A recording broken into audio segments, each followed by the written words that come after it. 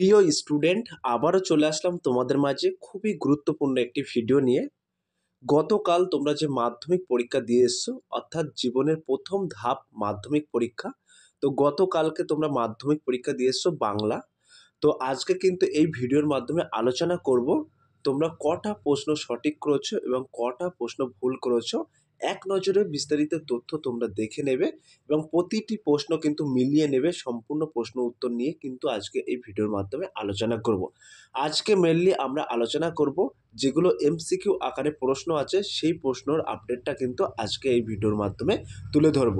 তাই ভিডিওটি স্কিপ না করে সম্পূর্ণটি দেখার জন্য অনুরোধ রইল। তার আগে বলবো, যে সকল ভিউয়ার্স এখনও পর্যন্ত আমার এই চ্যানেলটি সাবস্ক্রাইব করেননি তাদেরকে বলো প্লিজ অতি দ্রুত সাবস্ক্রাইব করে দিয়ে আমাদের পাশে থাকুন এবং বন্ধুদের মাঝে শেয়ার করে দিন। চলুন এক নজরে প্রশ্নগুলো দেখে নেওয়া যাক। স্টুডেন্ট, আমরা কিন্তু চলে আসলাম তোমাদের যে বাংলা প্রশ্নপত্র যে সেটটি আছে। তো তোমরা এখানে দেখতেই পাচ্ছ উল্লেখ করা আছে 2025 বাংলা অর্থাৎ প্রথম ভাষা। তোমাদের পরীক্ষার নির্ধারিত সময় থাকছে কিন্তু 3 ঘন্টা 15 মিনিট। প্রথম 15 মিনিট কিন্তু শুধুমাত্র প্রশ্নপত্র পড়ার জন্য এবং বাকি 3 ঘন্টা কিন্তু উত্তর লেখার জন্য। তো তোমাদের এর পরীক্ষার পূর্ণমান থাকছে কিন্তু 90 নম্বরের এবং বহিরাগত পরীক্ষার্থীদের জন্য পূর্ণমান থাকছে কিন্তু 100 নম্বরের। তো আজকে আমরা প্রথম প্রশ্নটি দেখে নেব। তো এখানে তোমরা দেখতেই পাচ্ছ প্রতিটি প্রশ্নই কিন্তু কিউআর কোড আছে। তো এখানে উল্লেখ করা আছে 17টি কিন্তু তোমাদের প্রশ্ন আছে। তো 17 × 1 = 17, অর্থাৎ প্রতিটি প্রশ্নের মান কিন্তু 1।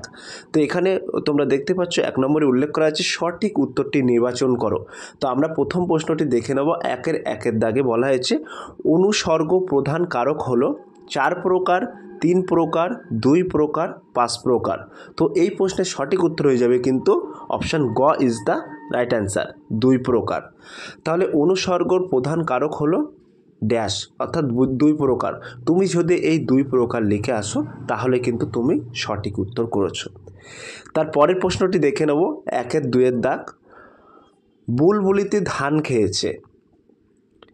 বুলবুলির সঙ্গে তে যুক্ত, বুলবুলির সঙ্গে তে যুক্ত হয়ে কি কারক হয়েছে? অর্থাৎ এখানে মূল ফ্যাক্টটা হচ্ছে তে যুক্ত হয়ে কি কারক হয়েছে। অধিকরণ কারক, কর্তৃকারক, কর্মকারক, অপদান কারক। এই প্রশ্নের কিন্তু সঠিক উত্তর হয়ে যাবে অপশান খ ইজ দ্য রাইট অ্যান্সার, কর্তৃকারক। তাহলে বুলবুলিতে ধান খেয়েছে, বুলবুলির সঙ্গে তে যুক্ত, তে এইখানে কিন্তু মূল ফ্যাক্ট হচ্ছে তে, তে যুক্ত হয়ে কি কারক হয়েছে। তো এই প্রশ্নের সঠিক উত্তর হয়ে যাবে কর্তৃকারক। ক্লিয়ার? পরবর্তী প্রশ্ন দেখে নেব, অর্থাৎ 1-3 দাগ। তো বলা হয়েছে কোন সমাসে উভয় পদের অর্থ অক্ষুণ্ণ থাকে? কোন সমাসে উভয় পদের অর্থ অক্ষুণ্ণ থাকে? দ্বন্দ্ব সমাসে, কর্মধারায় সমাসে, বহুবিব্রীয় সমাসে, দ্বিগু সমাসে। তো এই প্রশ্নের সঠিক উত্তর হয়ে যাবে কিন্তু অপশান ক ইজ দ্য রাইট অ্যান্সার, দ্বন্দ্ব সমাসে। তাহলে কোন সমাসে উভয় পদের অর্থ অক্ষুণ্ণ থাকে? মনে রাখবেন দ্বন্দ্ব সমাসে, অপশান ক ইজ দ্য রাইট অ্যান্সার। পরবর্তী প্রশ্ন আমরা দেখে নেব।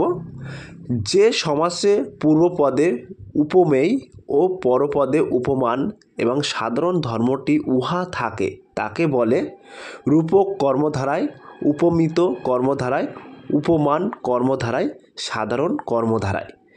এই প্রশ্নের কিন্তু সঠিক উত্তর হয়ে যাবে অপশান খ ইজ দ্য রাইট অ্যান্সার, উপমিত কর্মধারায়। ক্লিয়ার? এবার আমরা সরাসরি দেখে নেব 1-5 দাগের প্রশ্ন। তো 1-5 দাগের প্রশ্ন কি বলা হয়েছে? বলা হয়েছে তবু লিখেছে, লুকিয়ে লিখেছে ড্যাশ, এভাবে লেখার কারণ কি?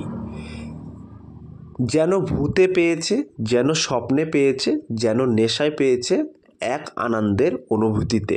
তো এই প্রশ্নের কিন্তু সঠিক উত্তর হয়ে যাবে অপশান গ ইজ দ্য রাইট অ্যান্সার, যেন নেশায় পেয়েছে। তো এখানে মূল ফ্যাক্টটা হচ্ছে তবু লিখেছে, লুকিয়ে লিখেছে, এভাবে লেখার কারণ কি? সঠিক উত্তর হয়ে যাবে যেন নেশায় পেয়েছে, অপশান গ ইজ দ্য রাইট অ্যান্সার। 1-6 দাগের প্রশ্ন দেখে নেব। বলা হচ্ছে নদের চাঁদের বয়স হলো ড্যাশ, 30 বছর, 35 বছর, 40 বছর, 25 বছর। তো 1-এর 6-এর দাগের প্রশ্ন হলো, সঠিক উত্তর হয়ে যাবে অপশান ক ইজ দ্য রাইট অ্যান্সার, 30 বছর। তাহলে নদের চাঁদের বয়স হলো, এই ড্যাশ বলতে এখানে তোমাকে উত্তরটা বোঝাচ্ছে, তো ড্যাশের পরে তোমাকে উত্তর দিতে হবে। তাহলে নদের চাঁদের বয়স হলো 30 বছর, অপশান ক is the right answer. Clear? এবার 1-এর 7-এর দাগের প্রশ্নটা আমরা সরাসরি দেখে নেব। তো বলা হয়েছে, গিরিশ মহাপাত্রের জামার রং ছিল ড্যাশ, গেরুয়া, নীল, রামধনু, লাল। তো 1-এর 7-এর প্রশ্নের সঠিক উত্তর হয়ে যাবে অপশান গ ইজ দ্য রাইট অ্যান্সার, রামধনু। তাহলে গিরিশ মহাপাত্রের জামার রং কী ছিল? মনে রাখবেন, রামধনু। তো 1-এর 8-এর দাগের প্রশ্নটা দেখে নেব। আফ্রিকা কবিতায় আদিম যুগ ছিল ড্যাশ, অন্ধকার, উদ্ভ্রান্ত, শান্ত, আন্তরিক। তো এই প্রশ্নের সঠিক উত্তর হয়ে যাবে অপশান খ ইজ দ্য রাইট অ্যান্সার, উদ্ভ্রান্ত। ক্লিয়ার?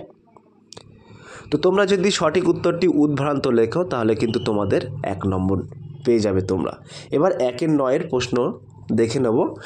বাক্যর অর্থবোধের জন্য পরস্পরের সঙ্গে সম্বন্ধযুক্ত পদগুলি যখন ঠিকঠাক বসে তাকে বলে যোগ্যতা, আকাঙ্ক্ষ, অসত্যি, যোগ্যতা শূন্য। তাই এই প্রশ্নের সঠিক উত্তর হয়ে যাবে কিন্তু একেবারে অপশান গ ইজ দ্য রাইট অ্যান্সার, আসত্যি। তাহলে 1-এর 9-এর প্রশ্ন, অর্থাৎ 1-এর 9-এর দাগের প্রশ্নের সঠিক উত্তর হয়ে যাবে কিন্তু আসত্যি। পরবর্তী প্রশ্ন দেখে নেব 1-এর 10-এর দাগ। আবার তোরা মানুষ হ, ড্যাশ বাক্যটি নির্দেশক বাক্য, আবেগসূচক বাক্য, অনুজ্ঞাসূচক বাক্য, প্রার্থনা সূচক বাক্য। 1-এর 10-এর দাগের সঠিক উত্তর হয়ে যাবে কিন্তু প্রার্থনা সূচক বাক্য, অর্থাৎ ঘ is the right answer. Clear? পরবর্তী প্রশ্ন আমরা দেখে নেব 1-এর 11 দাগ। বলা হয়েছে ভাববাচ্য প্রাধান্য পায় ড্যাশ, কর্তার ভাব, কর্মের ভাব, কর্মকর্তৃবাচ্যর ভাব, ক্রিয়ার ভাব। তো এই প্রশ্নের সঠিক উত্তর হয়ে যাবে কিন্তু অপশান ঘ ইজ দ্য রাইট অ্যান্সার, ক্রিয়ার ভাব। পরবর্তী প্রশ্ন আমরা দেখে নেব 1-এর 12 দাগ। বলা হয়েছে আমি তোমাকে বইটি দিলাম, এটি কোন বাচ্যর উদাহরণ? কর্তৃবাচ্যর, কর্মবাচ্যর, ভাববাচ্যর, কর্মকর্তৃবাচ্যর। এই প্রশ্নে কিন্তু সঠিক উত্তর হয়ে যাবে অপশান ক ইজ দ্য রাইট অ্যান্সার, কর্তৃবাচ্যর।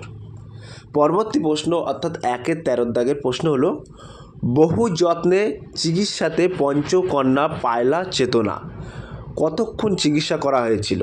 3 দণ্ড, 4 দণ্ড, 5 দণ্ড, 2 দণ্ড। এই প্রশ্নে কিন্তু সঠিক উত্তর হয়ে যাবে অপশান ঘ ইজ দ্য রাইট অ্যান্সার, 4 দণ্ড, সরি অপশান খ ইজ দ্য রাইট অ্যান্সার, 4 দণ্ড। তো এই প্রশ্নের সঠিক উত্তর হয়ে যাবে কিন্তু 4 দণ্ড।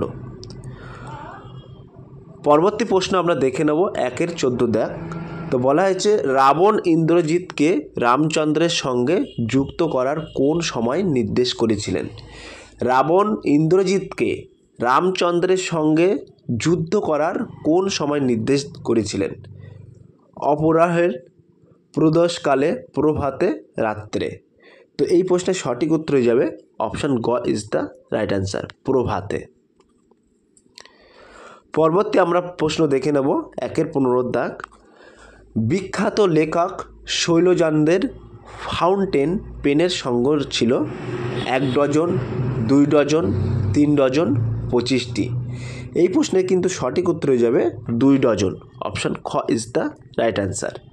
পরবর্তী প্রশ্ন হলো প্রাচীন সুমেরিয়ান বা ফিনিশিয়ানদের লেখনী কী ছিল?